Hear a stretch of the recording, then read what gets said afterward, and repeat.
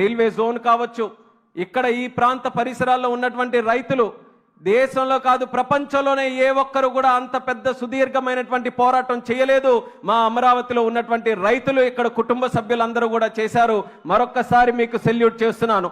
అంత విధ్వంసకరమైనటువంటి పరిపాలనలో కూడా మహిళల్ని కించపరుస్తూ, రైతుల్ని అవమానిస్తూ ఎన్ని చేసినా సరే అమరావతిని రాష్ట్ర అభివృద్ధి కోసం ఒక చిహ్నంగా మేము కాపాడుకుంటామంటూ మీరందరూ కూడా ముందుకు వచ్చి అమరావతిని కాపాడితే, అదే అమరావతికి మొన్ననే ప్రధానమంత్రి గారు వచ్చి 50,000 కోట్ల రూపాయల ప్రాజెక్టులతో ఈరోజు ముందుకు నడిపిస్తున్నామనంటే ఈ కూటమి ప్రభుత్వం తాలూకా చిత్తశుద్ధి, ఈ రాష్ట్ర ప్రభుత్వం కేంద్ర ప్రభుత్వం తాలూకా సమగ్ర ఆలోచన ఏ రకంగా నడుస్తుందో ప్రజలందరూ కూడా గమనించాలని కూడా తెలియజేస్తున్నాను.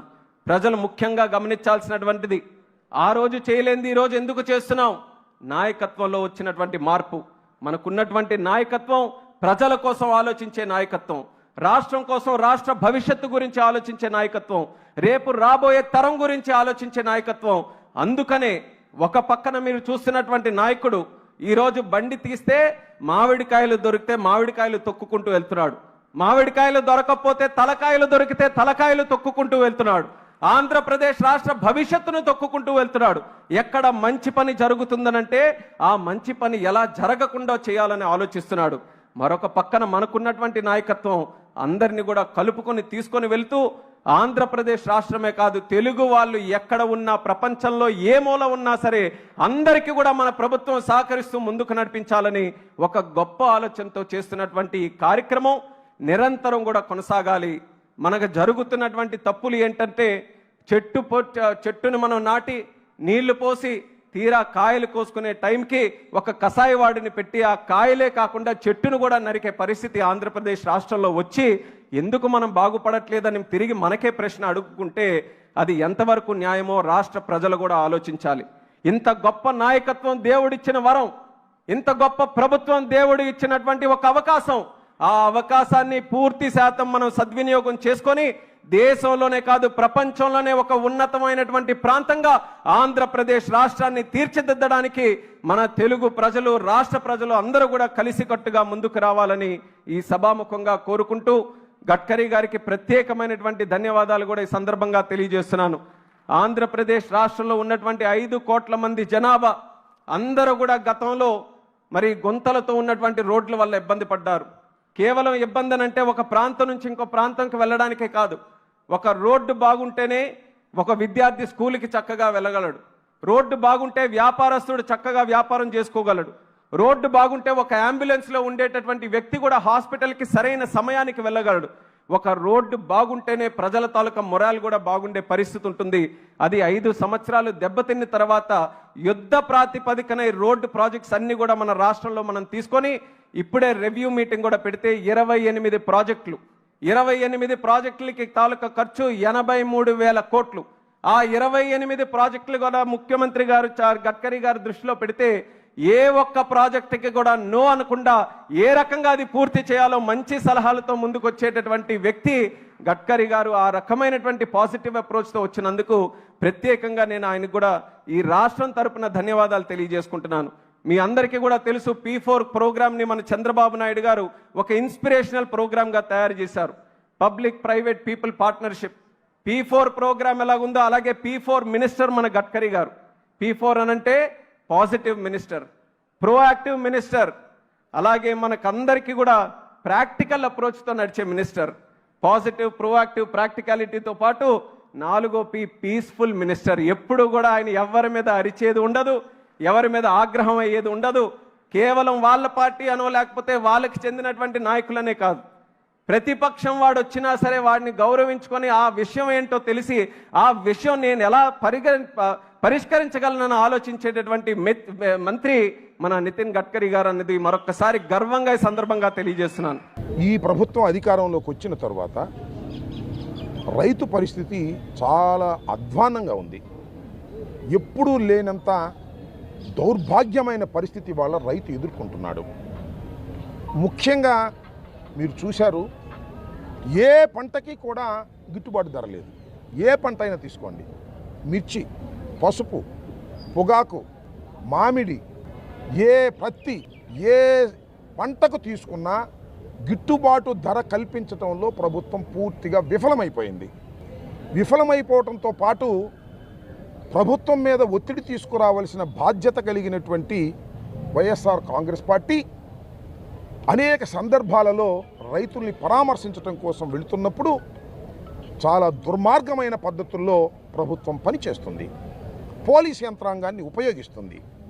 మిర్చి రైతుల బాధలు తెలుసుకునేందుకు గుంటూరు పట్టణానికి మిర్చి యార్డుకి జగన్మోహన్ రెడ్డి గారు వచ్చిన సందర్భాన్ని అయితేనేమి, పొగాకు రైతుల్ని పరామర్శించడానికి వెళ్ళిన సందర్భం అయితేనేమి, మొన్న బంగారుపాలెం మామిడి రైతుల్ని పరామర్శించడానికి వెళ్ళిన సందర్భంలో అయితేనేమి, ఇష్టానుసారంగా ప్రభుత్వం వ్యవహరించడంతో పాటు వారికి సంబంధించినటువంటి మీడియా సెక్షన్ రకరకాలుగా వార్తలు రాస్తున్నారు. ఏం రాస్తున్నారో చూశారు కదా. మామిడి పంట రోడ్డు మీద వేసి తొక్కిస్తారా? ఏమిటి అన్యాయం? తొక్కించరా? మరి టమాటాలు తొక్కించలేదా ఇంతకుముందు? పొగాకు మంటలులో పెట్టి కాలవలేదా? నిరసన. రైతు పంటని అమ్మటం కంటే రోడ్డు మీద వేసి తొక్కిస్తే బెటర్ అనుకునే దశకు ఈ ప్రభుత్వం తీసుకొచ్చినందుకు ప్రభుత్వం సిగ్గుపడాలి తప్ప తొక్కించారనేది ఒక ఇష్యూగా ఆ పత్రికలు రాస్తున్నాయి. ఇది సరైనటువంటి విధానం కాదని మనం చేస్తున్నాం. ఇవాళ వైఎస్ఆర్ కాంగ్రెస్ పార్టీ రైతు భరోసా కింద 13,500 రూపాయలు ప్రతి సంవత్సరం ఇస్తూ వచ్చింది.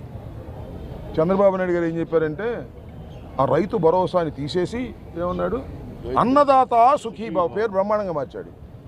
పేర్లు మాత్రం బ్రహ్మాండంగా మారుస్తాడు. అన్నదాత సుఖీభవ అన్నాడు.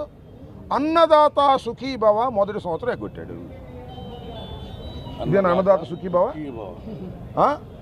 20,000 రూపాయలు ఇస్తానని నువ్వు అధికారంలోకి వచ్చిన తర్వాత ప్రమాణ స్వీకారం చేసిన తర్వాత 20,000 ఇవ్వాలిగా.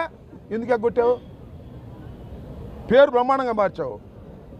20,000 ఎగ్గొట్టి మొన్న వేస్తానంటున్నాడు 5,000, మళ్ళీ 7,000 ఏదో ఇన్స్టాల్మెంట్గా వేస్తానంటున్నాడు. ఒక సంవత్సరం ఎగ్గొట్టినందుకు చంద్రబాబు నువ్వు మోసగాడివి, చంద్రబాబు నువ్వు 420వి అని అంటే తప్పేంటి? అంతేకాదు మీరు చూసారు అమ్మ ఒడి పేరు మార్చాడు. తల్లికి వందనం పేర్లు మాత్రం బ్రహ్మాండంగా మార్చాడు. ఏమయ్యా తల్లికి వందనం అమ్మ ఒడి 10 సంవత్సరం ఇచ్చాంగా. తల్లికి వందనం మొదటి సంవత్సరం ఎందుకు ఎగ్గొట్టేశా? 15,000 రూపాయలు 2 పిల్లలకి, 3 పిల్లలకి, 4 పిల్లలకి, ఎంతమంది అంటే అంతమందికి ఇస్తాన్నావుగా. ఎందుకు ఎగ్గొట్టావు? ఎగ్గొట్టావు అంటే మోసగాడివా కాదా అని అడుగుతా ఉన్నావు.